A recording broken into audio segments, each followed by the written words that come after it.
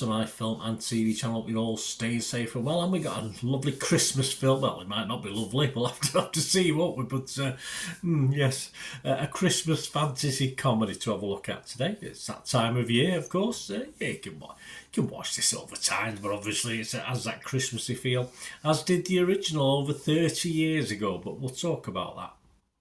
I'm going to have a look at something called Genie. Please, if you're new to the channel, push that subscribe button, push the bell notifications.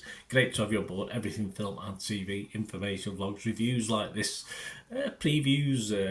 There's even a Christmas, Jonathan Ross, a Christmas quiz this year. So yeah, I've stay tuned in for that. Test your knowledge of the 2023 films. Make sure those buttons are pressed, guys. That's it. Make that sure that notification button's pressed and you're subscribed. It'd be great, and have a little bit of fun at my expense. That's for sure.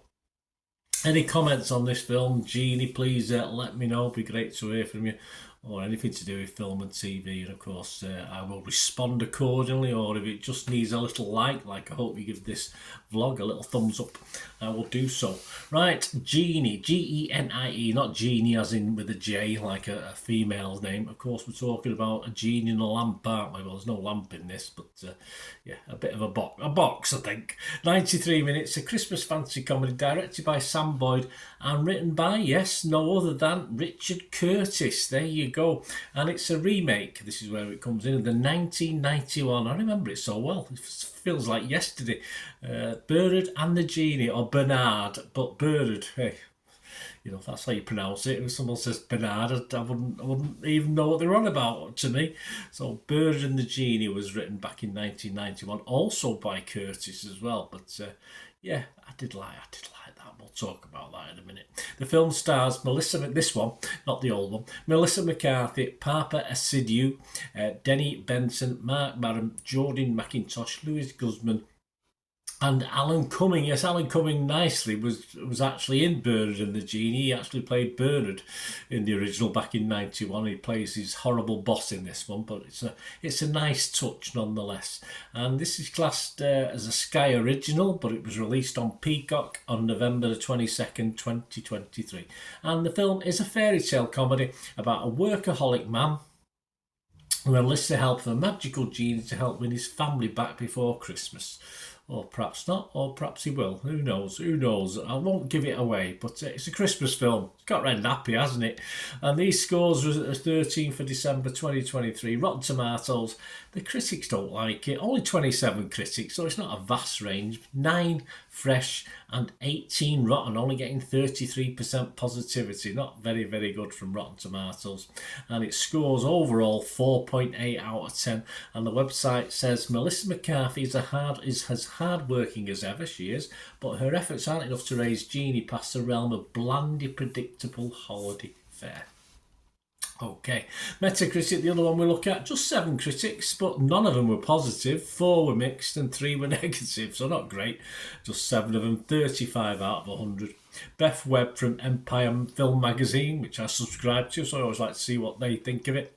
Critiquing the very thing it also sets out to do, Genie is the movie equivalent of a dog chasing its own tail, but is barely saved from the wrapping paper pile by the amiable chemistry of its stars. Well, yeah, I do debate the chemistry aspects. I'll talk about that in a second.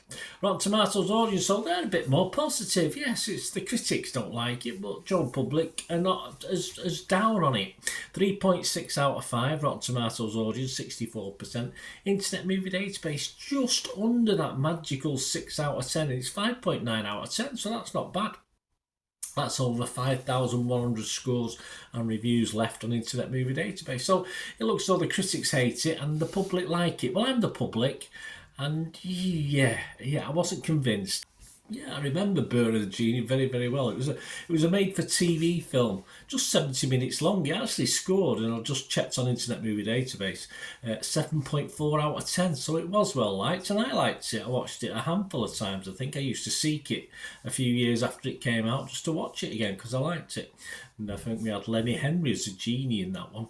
But yeah, so I watched it, certainly watched it 4 or 5 times. I might have even watched it more. Do I want to watch this more than once? No, not really. The public like it a little more than the critics, so it can't all be bad. But my view of it sort of plods along. Melissa McCarthy is pretty much underutilised in this. It's all, all very tame, and though Papa Esidiu is nice enough, his character's just very bland, and the chemistry between him and all the guys he sort of mixes with, McCarthy, is sort of non-existent. I don't see any real chemistry there, and it's not great with his daughter. And of course, whether he's with his wife or his wife has left him, it's not very good with his wife either. There just doesn't seem to be any chemistry on screen that makes things all knit together.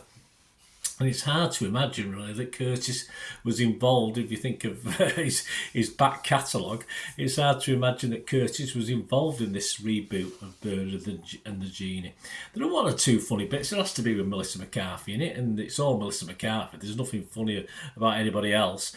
And yes, but it's as though it just doesn't want to have too much fun, this film. It's all a little bit laid back, a little bit disjointed in the storytelling as well.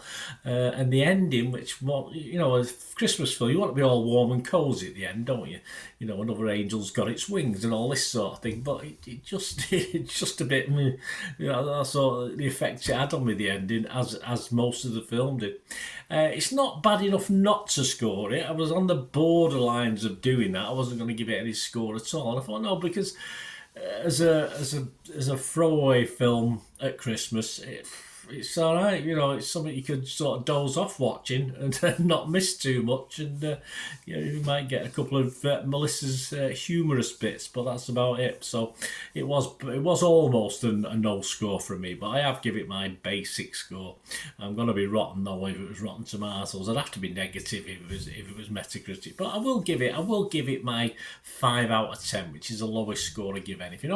Only really because of Melissa McCarthy, and I say she's underutilised in this, but there's enough little bits in it that sort of kept me watching, because I like Melissa McCarthy. It's as simple as that. I like her humour, just like the way she's put together as far as acting is concerned, and she could have been used far better, but yeah, I think it's got to be worth a 5 out of 10 just for Melissa.